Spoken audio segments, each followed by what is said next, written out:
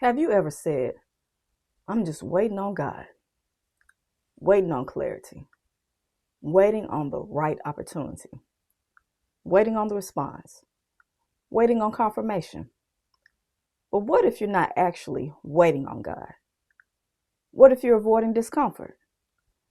Today, we're going to talk about something that I had to confront personally: the difference between waiting on God and avoiding uncomfortable action in your career or business. Because confusing the two can delay your growth, your income, and your confidence. And I recently experienced this in real time. Let's talk about it. 3 weeks ago, I sent a proposal to an organization. I was excited about the opportunity. It looked promising. It aligned, at least initially, with my expertise. Then came the silence. No response. Follow-up emails being placed on hold. Poor communication. And eventually I reached out to the person who gave me the lead to ask for help. After some back and forth, I finally learned that the organization was going through a change in management, and I likely wouldn't hear anything definitive for another month. Now here's where it gets interesting. While waiting, I started analyzing the situation more deeply, and I realized something very uncomfortable. Even if they responded, even if they said yes, I probably wouldn't receive my desired compensation. The communication had already showed signs of misalignment. So I had to ask myself, am I waiting on God, or am I avoiding the discomfort of walking away? Because sometimes we stay emotionally attached to opportunities simply because we've already invested time. But discernment requires honesty. Let's break this down. Waiting on God is active. Avoiding discomfort is passive. Waiting on God looks like preparing, developing your skills, improving your craft, strengthening your character, moving forward in other areas. Avoiding discomfort looks like delaying difficult decisions, holding on to low compensation opportunities, avoiding negotiation, avoiding follow-up, calling fear discernment. Faith produces peace. Fear produces paralysis. And sometimes we spiritualize hesitation. We say, I don't feel this is the direction that God wants me to go in. But if we're honest, what we don't feel is comfortable. As professionals and entrepreneurs, discomfort is unavoidable.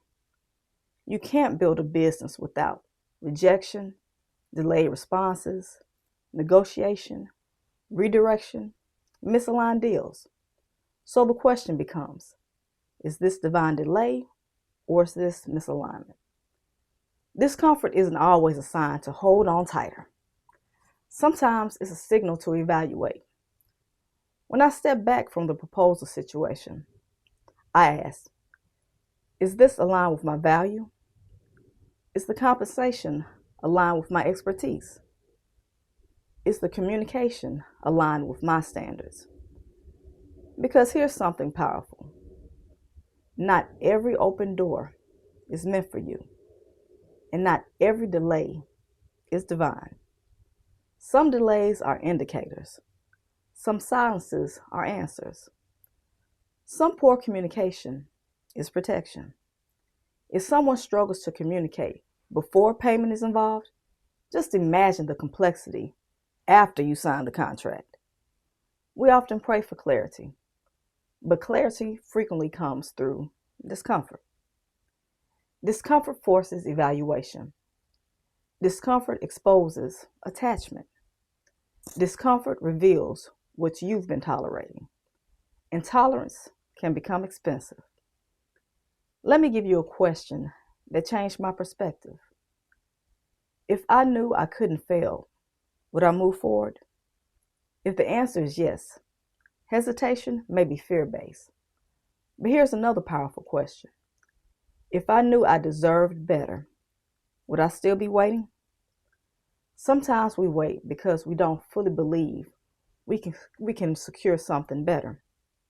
Sometimes we wait because starting over feels inconvenient. Sometimes we wait because rejection feels personal. But professionals who grow consistently do this. They pray, they prepare, they act, they adjust, they repeat. They don't linger indefinitely in ambiguity. They decide. Here's how you can discern the difference in your own life. Number one, while you're waiting, are you building? If not, it may be avoidance. Number two, do you feel peace or anxiety? Peace is steady. Anxiety feels heavy. Number three, does the opportunity align with your standards and compensation, communication, or your character? Number four, are you afraid to release it? Fear of release is often attachment, not assignment. Waiting on God should strengthen your confidence. Avoiding discomfort weakens it. Here's what I'm learning in this season. Not every opportunity deserves extended waiting. Not every silence requires emotional investment. And not every delay is destiny. Sometimes waiting on God means trusting redirection, releasing low-value offers, choosing alignment over anxiety, and having the courage to move forward instead of lingering. So I'll leave you with this. Have you ever realized you were calling avoidance waiting? If this resonated with you, comment below. And if you're navigating a season of discernment in your career or business, share this with someone who needs it. And I'll see you in the next video.